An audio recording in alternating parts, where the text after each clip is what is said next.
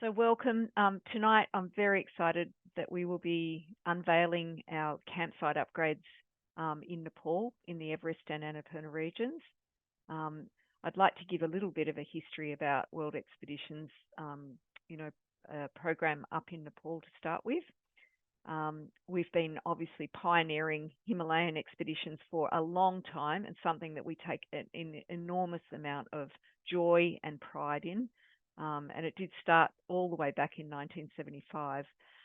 Throughout our journey, we've obviously had the joy of involving many experienced people, local people, and empowering local people through training programs so that they may be at the helm of our operations. But in addition to that, we've also had some incredible people who have come in as experts and special guest escorts on our tours. And you can see a whole array of faces there that have been involved with the company over such a long period of time. Underpinning everything we do, though, is a thoughtful travel mission. Since our inception in 1975, we've just had the most incredible involvement with amazing people who are at the helms of amazing organisations who drive our mission of responsible travel. And everything that we do is about thoughtful travel. So we really do want to leave this place in a better, this world in a better place than we found it. And to that end, we've taken our responsible travel purpose to another pillar, which is regenerative travel.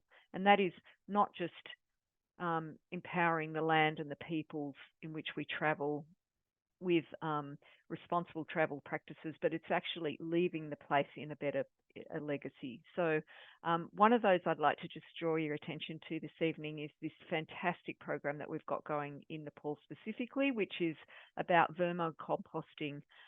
We work with Tea Help, which is a lovely charity, not-for-profit, a lady called Dr. Ananda, who has been living over in the USA for a long period of time and has come back to roost. She's in her twilight years, if you could say, but she has this absolute mission to empower the local people with this process of farming. And we love this because it really means that we can roll this out in scale across all the villages that we deal with, but others also in the Kathmandu Valley and beyond, in providing a sustainable farming technique, which is using worms.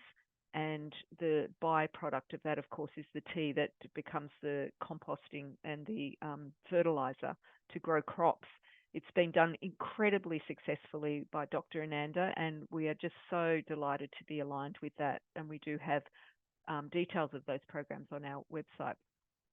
Of course, we start all of our trips in the capital city, Kathmandu, which is by the day getting bigger and more sprawling, but an exciting city nonetheless. But from this point, the moment that you arrive in Kathmandu, you will feel the weight of the full supported trip that we provide in Nepal, starting with the Radisson Hotel, which is our first night's accommodation, our second night, and certainly when we return from our treks, our last night's accommodation. A very well-appointed hotel, only about 12 minutes walk from the city centre, where all the shopping and what have you goes on, and a delightful place just to relax, enjoy the delightful sort of hospitality of the staff there. But also in that hotel we have our own people who are there to support you in terms of if you want to do some sightseeing, if you would like some questions answered about the trek forthcoming. We have Mr. Lakpalama sitting on the front desk, and he has been with us for so long. He's just such a charming man, such a head of knowledge, and will obviously be a great resource while you're in Kathmandu. We also issue all of our trekkers in Kathmandu with what we call a trek pack, and that includes 5 items of gear. You get a duffel bag, and that is what the porters will carry during the duration of your trek. You'll have an inner sheet, which will go inside your down sleeping bag. And if you are on a rustic trek where you're not staying in one of the permanent campsites, then you would have a sleeping mat as well. Also in Kathmandu, there's obviously a bit of time built in that we can take you to see some of the great sites. This one is Budanath, the stupa in Kathmandu, but there'll be many others amongst that as well. The Himalaya is the most incredible destination to visit, a place that we can all disconnect and enjoy the Himalayan mountains. Not only that, but the beautiful people who live amongst them. So on a geographical scale, you can see this slide here shows that the mountain range, in fact, is very long and it shares its destinations with other nations. Talking specifically about Nepal tonight, though, 1,400 kilometres of the Himalaya runs through Nepal from the west to the east. And within that, there is just this whole incredible mountain range to be enjoyed. So when you are thinking about trekking in Nepal, whilst we will be focusing very much on the Everest and Annapurna regions this evening, I just wanted to make mention that there are so many other trekking regions, and World Expeditions has probably the most expansive range of treks throughout this whole nation. And it's an absolute delight to get outside of the main trekking areas and into some of the really, really untouched regions. So when you go to Nepal, there is absolutely no doubt that you're going to be absolutely blown over with the beautiful mountain scenery, the cultural immersions that come with it, the opportunity to meet some of the people and understand the religious elements of the country, and also occasionally enjoy some of the festivals that go with that. So tonight, though, what we'll be talking about is our trekking arrangements in the Annapurna and Everest region specifically, and unveiling the fantastic campsites that we have developed and why we've done that as well. We've bucked, I guess, the trend. We've done things differently. We haven't gone to lodge and tea house trekking, and we've done that for a very, very specific reason, which I hope to articulate on this evening. So just talking about the Everest region, we have 6 permanent campsites that we'll be talking about this evening. Starting down, you can see right down in the southern part of this slide, Lukla. We have our first camp at Ghat, up to the next camp above that, and then up to Kayungma, and we've got ones going up the Tengboche, Dingboche as you head up to the Everest Valley, or if you are embarking on a trek with us up to the Gokyo Valley, up to Portsi Tanga, Dole, and then beyond up to Gokyo. So one of the things I would say really, really resonates, it's certainly been something very personal for me, and our operations team, but also the travellers who have come to really understand the nuances of why camping trekking is still so beautiful.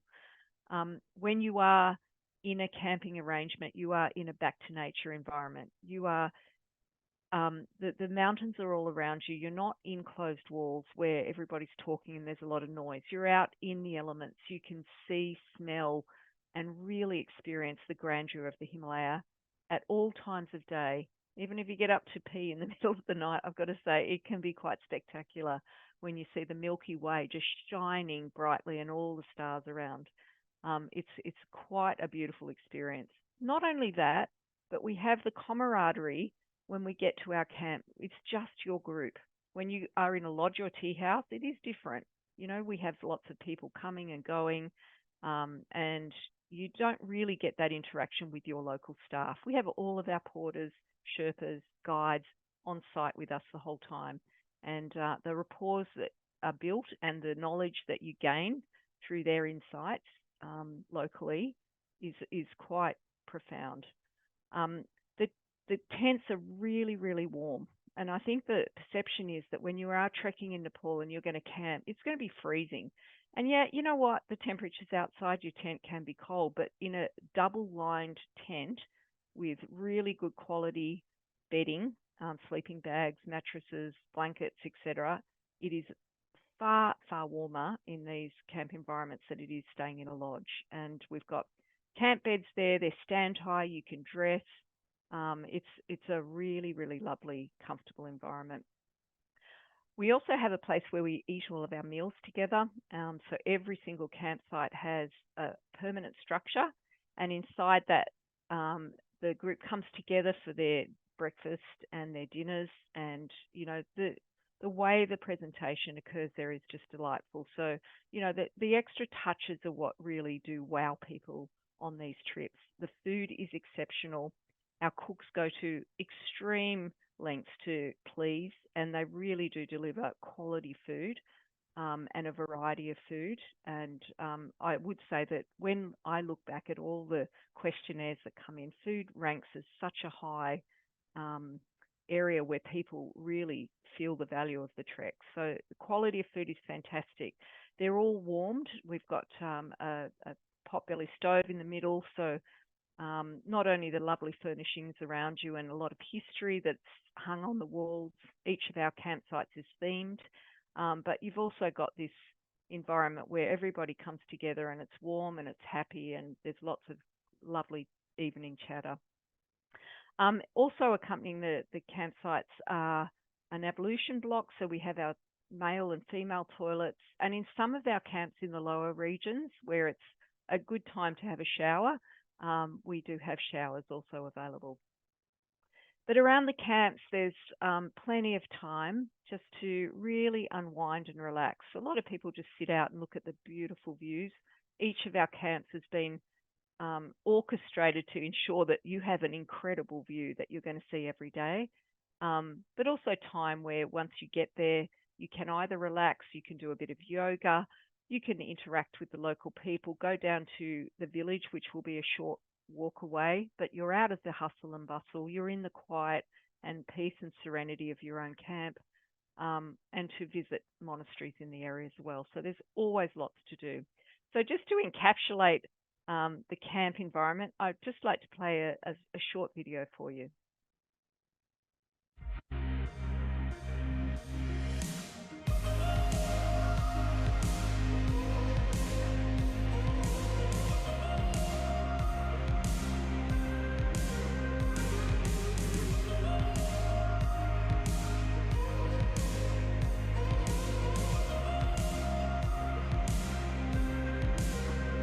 I think the thing that strikes me about the camps is just there's that ascending scale of magnificence to them, and we're just surrounded by some of the world's most beautiful mountains. So every camp has had an extra wow factor. There is nothing to describe that feeling. There is really an ambiance about these mountains that is totally special. I've never experienced it anywhere in my life. It's pretty spectacular. I mean, everywhere you look, there's mountains. Never would have imagined being able to have this kind of view from our campsite. It's pretty special. Waking up and, having the mountains, the views here are incredible. I don't think it'll be possible to top this. Standout moments for me have been the campsites, the eco campsites, which are in some extraordinary landscapes with most extraordinary views, A lot of them are just outside of town, so you have the opportunity to go and explore, but they're, isolated, and they're, out on a ridge almost, so you just have really uninterrupted views, and you can kind of immerse yourself in nature a bit more. Here we are right here, for example, at Tengboche in a World Expedition camp. The accommodation is provided by World Expeditions. This camp is similar to all the ones we've slept in on the way up the Gokyo Valley over the last week. The meals are prepared right here. The water is all boiled. So those kinds of concerns that you might have when coming on a trip like this evaporate when you know that you're that well taken care of. You don't have to have the concern about this tea house or that tea house. Is this one a little sketchy? Is that one going to be okay to eat in? You know where you're eating. You know who's cooking the food. You know what kind of accommodation you're staying in. And that's been the case at every place we've been so far, and it will be, I know, right to the top and back. It belongs to the local people of this area, but everything what they prepare, like meals, they do in a very hygienic way, and we always keep an eye to make sure that the food stays nice and clean. The food is absolutely incredible. Every meal. I haven't had a bad one yet, and I don't expect we're going to see a bad one. So in our comfort camps, our caretakers, they grow everything organic. Local vegetables they grow by themselves. It's been very nice, to see what they've been providing us from their own gardens.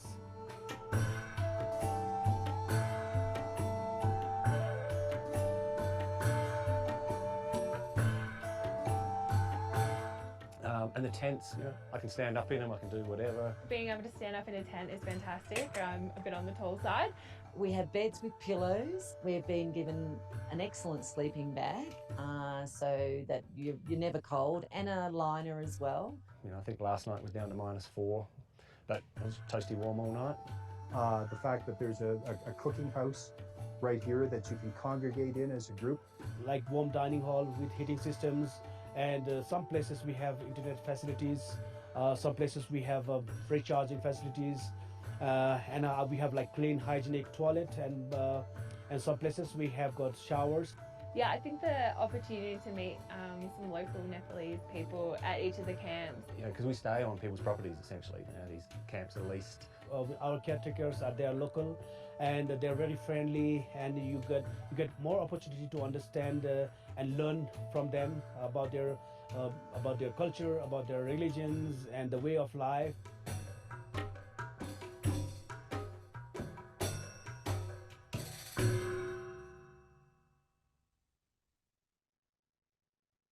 Well, I hope you enjoyed that. I also just wanted to add that, yeah, one of the points Macon was that we were staying on the land of local people, and that the families who occupy those lands are a really important part of our operation. They grow everything, and that is literally from paddock to plate food that you get each night. So really organic food, beautiful food. But underpinning all of these trips as well are the fantastic guide team that we have. We put a lot of effort into our guide training program, and they are outstanding individuals. They have such an incredible knowledge, but they are so focused on safety for our travellers, but also your enjoyment. So, you know, they'll go to all lengths to ensure that you have a great, comfortable trip. We have a very strong guideline about safety and wilderness first aid training, which our guides have to undertake every year. They have to pass a course, and it's very extensive what they have to go through. So you are in incredibly good hands. And you know what? They say a lot about a company. It's not until it's tested in adversity when it counts. And I would say that you really are in the best hands when you're out with our guides. We also carry a lot of emergency equipment, including portable altitude chambers, satellite phones, and of course all the medications that are needed if anything does come up. We also have a fantastic support crew with us, including our Sherpas and our cooking staff, as was mentioned in the video, but also the porters.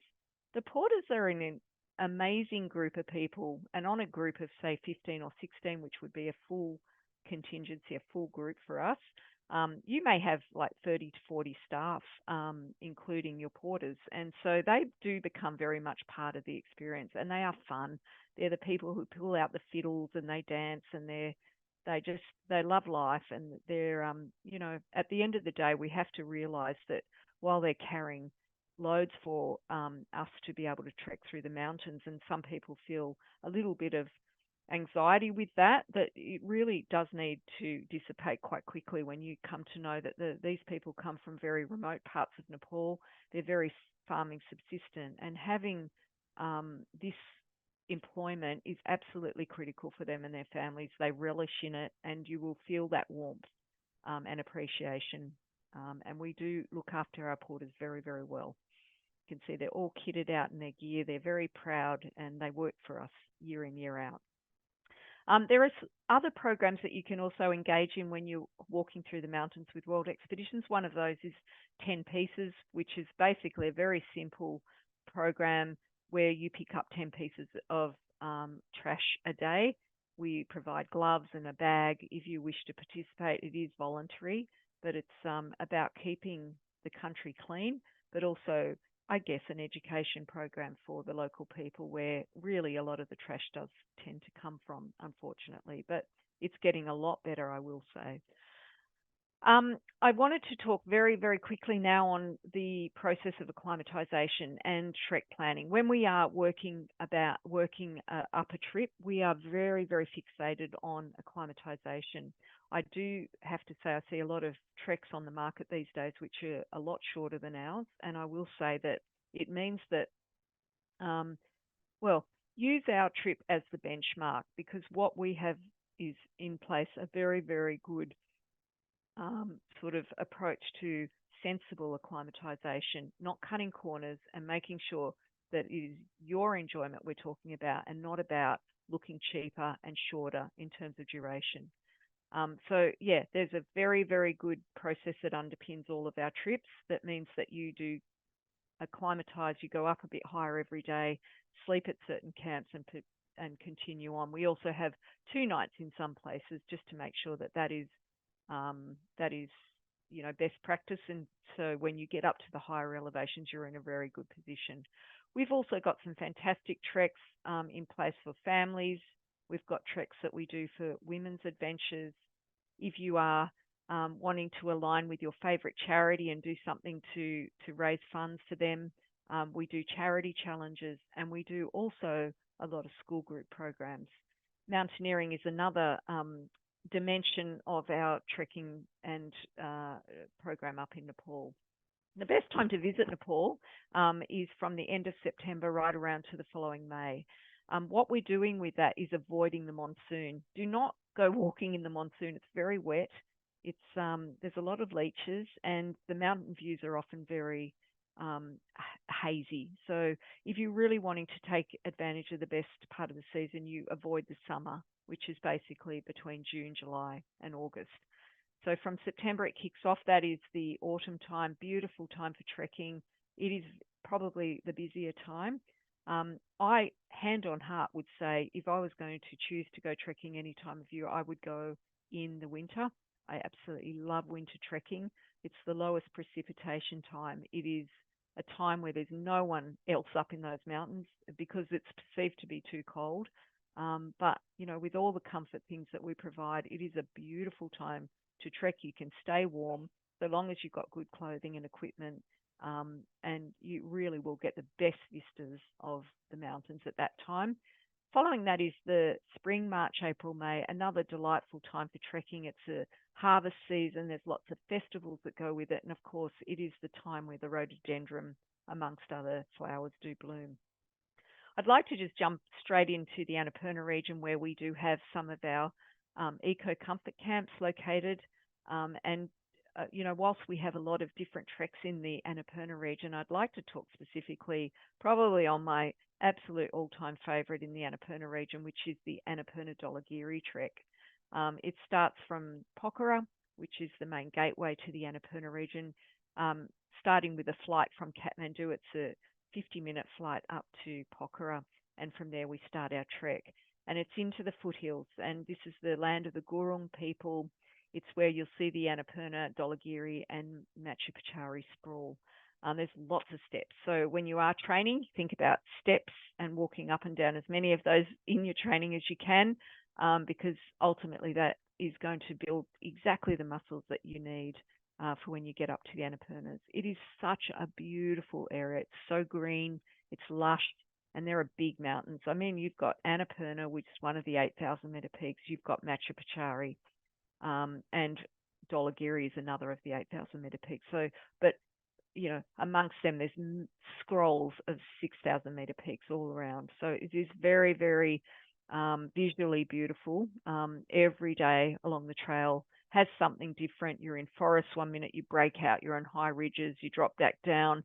This is our campsite up at Swanta, so beautiful views again out towards the lower Annapurna foothills. And of course, in this region, we've built our permanent campsites as well. So again, all the same things I mentioned earlier, and you would have seen in the video, are there in the Annapurna region.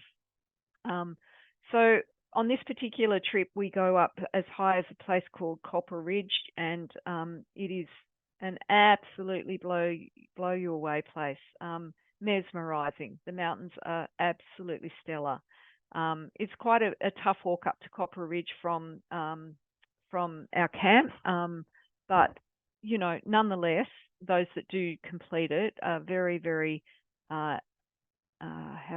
very excited about the views that they see from there. If you don't make it, even from the campsite, these really about 20 minutes up the trail from the campsite, so you do not need to go the whole way up to the Kairi Sacred Lakes, but you can see the scenery is incredible. But yes, that was the view. If you just stayed at the camp on sunset, you can see very, very delightful scenery. Over on the Everest side, we also have a lot of different trails that we operate there. Now, everyone thinks about going to Everest, they have to see Mount Everest, and I get that. Like, it's the highest mountain in the world. It's something we all want to see, but you don't necessarily have to see it from Everest Base Camp. Everest can be seen from other valleys, and I would like to just demonstrate in the next few slides the different trails that you can take. And I think this is really nice to highlight in the sense that when you are trekking up in the Everest region, it is busy up to Everest Base Camp in October, probably in April as well. They're the busiest months. But if you go up to different valleys, they receive about 15% of the traffic that the valley up to Everest Base Camp would receive. So it's a totally different environment when you're trekking away from the crowds. And that's what we really like to advocate. So yeah, we do think Everest Base Camp is a fantastic trek. No doubt about it scenically. But just don't discount the fact that there are many other treks in this region that are just the same, but without the crowds. So if we go from Lukla, our first camp is here in Gut, Monjo the next, up to Namche. If you're going up the Everest Base Camp Valley, you're going up this way to Gorakshep and then up to Kalapatar. Now, Kalapatar needs a little bit of explanation because that is the best point in the Everest Base Camp Valley to see Everest from. It's where you get the full vista of Mount Everest. If you are at Everest Base Camp itself, which is really the climbers' base camp, you don't see as much as the mountain. So the more visual point is Kalapatar. So for that reason, we include Kalapatar in all of our itineraries. If you are going up to do something like the Everest Circuit, which I would really highlight as a great trek, a comprehensive upper Everest region trek, you can go up the same way until Kumjung, and then you go up here to Gokyo. You see the lakes, you cross over the Chola, you come down the other side, and you also see Everest and Kalapatar before coming back down the valley. We also have a really beautiful trek, which I will show you a bit later, where you go up the Gokyo Valley, but you come over the back of the other side of the mountains, which is down the Thame Valley. That's the Gokyo Renjo La, and it is a cracker. Anyway, to get to all of these treks, you need to fly in to Lukla, which was the airstrip in the Everest region that Sir Edmund Hillary was responsible for putting in place. Bless him for doing that, because it has meant a much safer passage. It is probably one of the most controversial airstrips in the world because of its location and its situation. So I'll leave you to read on about that. But we have a very, very good safety record. I mean, we've been operating trips in Nepal now for 40 years, and we've never had a problem with Lukla Airport.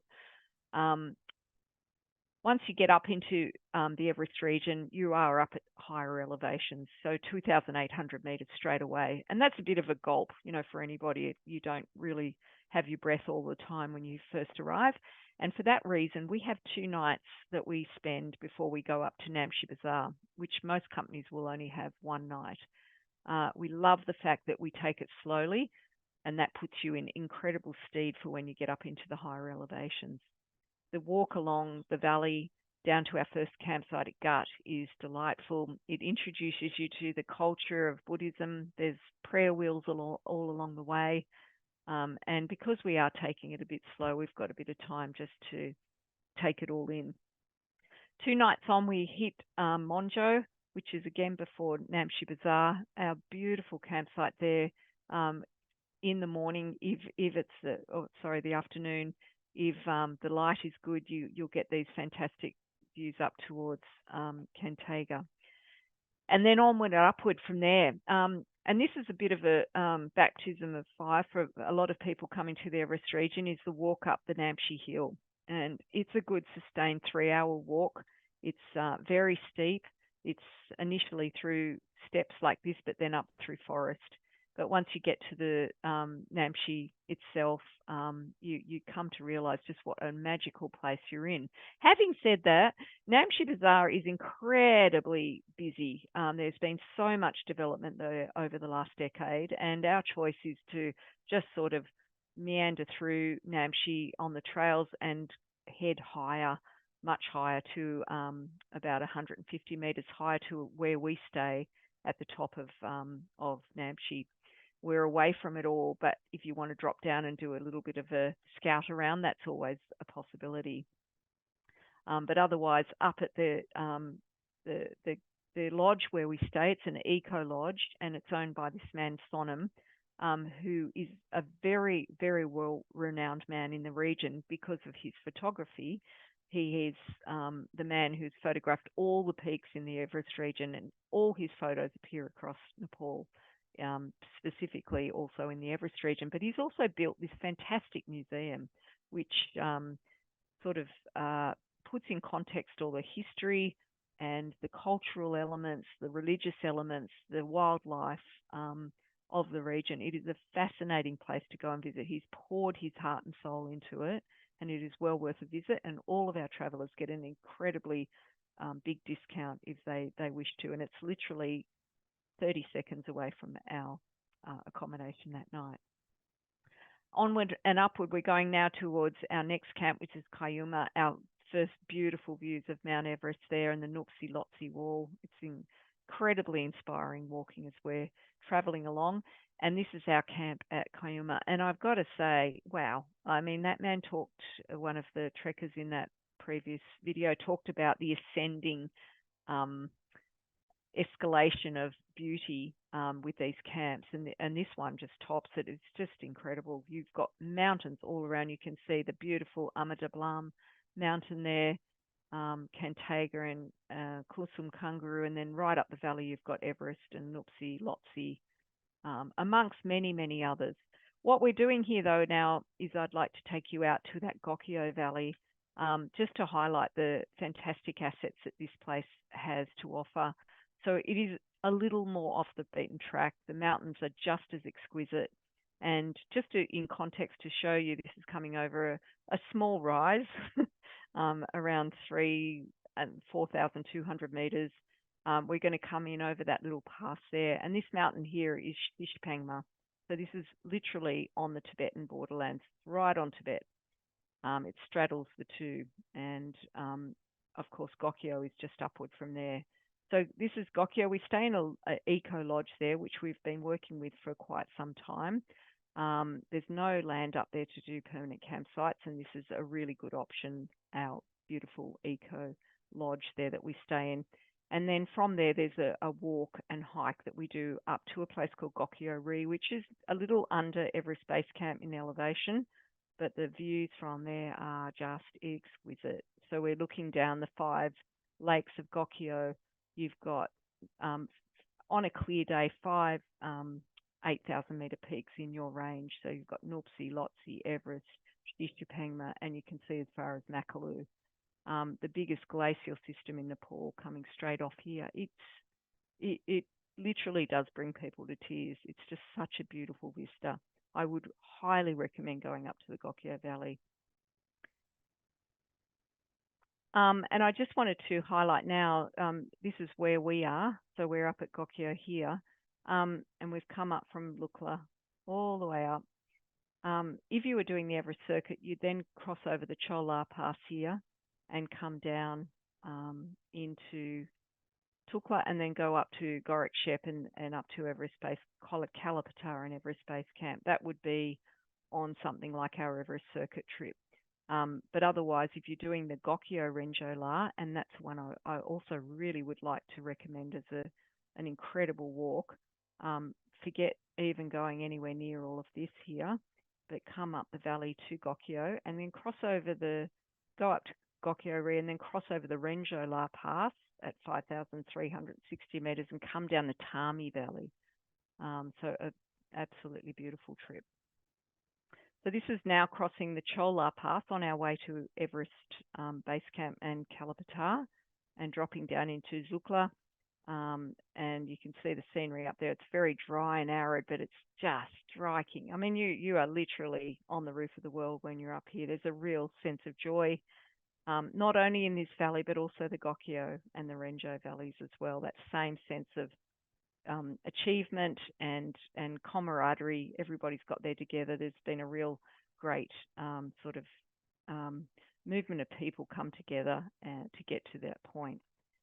If you are coming down from Everest Base Camp and Kalapatar, you'll come via Tengboche. This is looking up the Chukung Valley.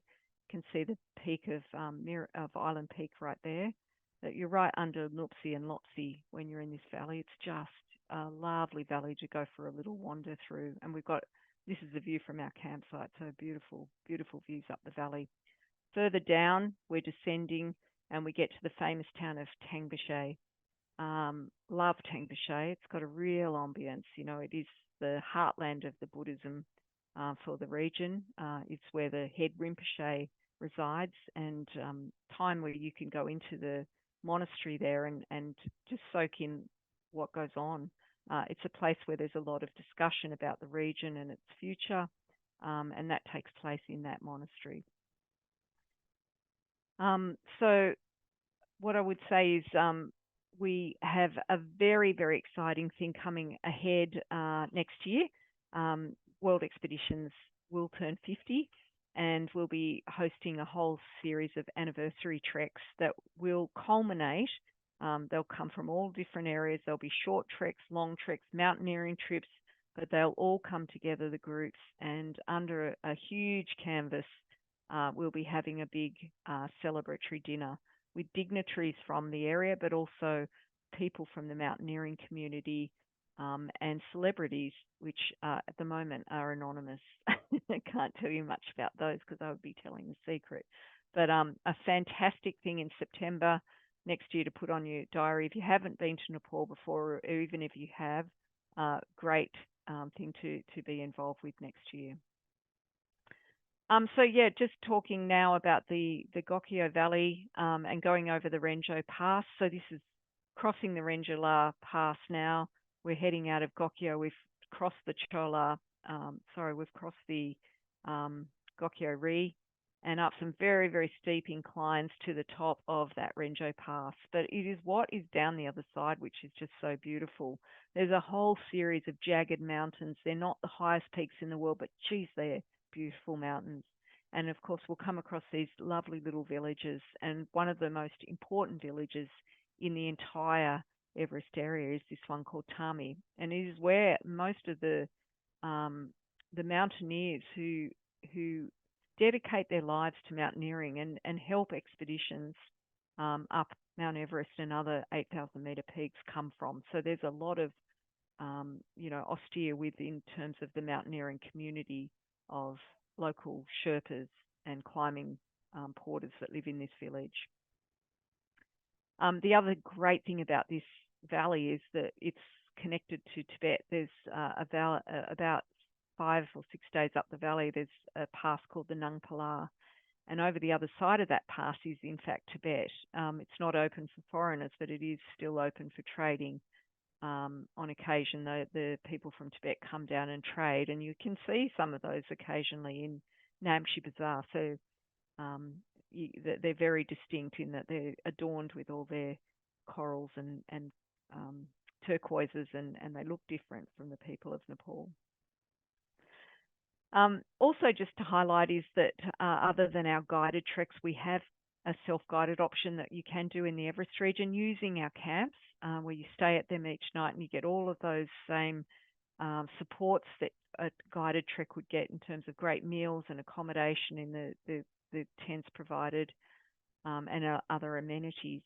But we've also got a trip if those, and this does not use our permanent camps, but we were delighted to align with a man called Robin Boosted about 9 or 10 years ago now, when he came into the office, and he was so excited about the fact that he had mapped the Great Himalaya Trail, which was a walking trail across the highest passes of Nepal, starting in Kanchenjunga in the east and finishing right over in the far western part of the country.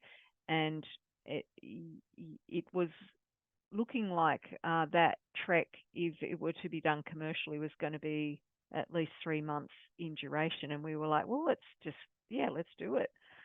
So we were just fascinated with the fact that you could pass so many regions of Nepal in one continuous trek. But not only that, we love the notion that in all of these regions, which are very, very, very poor, that there could be a sprinkle of tourism dollars that could go through each of them. So it was really that impetus that we signed on to put a commercial offering for the Great Himalaya Trail. And we have run that trip every year, except for the 2 years during COVID, of course, where travellers have been engaged with walking, sorry, I said 3 months, 5 months across the Great Himalaya Trail. It can be done in one of the 7 stages that we also offer, but if you do have 5 months and you're looking for the best challenge and the biggest challenge of your life and something that will always be with you, it's a fantastic thing to embark on. We also have a lot of mountaineering trips throughout the country. Not that that's been the focus of this evening's presentation, but we do mountaineering really well. We've got incredible staff, not only in the local people, but also the likes of Soren Cruz-Leddert and Tim McCartney-Snape and Simon Yates and Andrew Locke, really amazing mountain alpinists who have aligned with us, and some great female ones as well, Lydia Brady and Brigitte Muir, Rebecca Stevens. So for a very, very big sort of change in environment, right down in the very southern part of Nepal is known as the Terai. It's probably the only flat area of the country, but it's also home to very vast stretches of natural landscapes where there are lots of wildlife encounters. So going down to the Chitwan National Park is a lovely add-on to any trek that you can do in Nepal. So we've got a lovely camp that we stay at down there, which has naturalists and people who have dedicated their lives to studying the flora and fauna of this national park and who do double as your guides whilst you're there. Some of the things you can expect to see would be the one-horned rhino. There's 500 species of bird, beautiful kingfishers. You've got sloth, bear, and you've got an array of different deer species, but it's tiger and the Bengal one that everybody is always in awe of trying to see.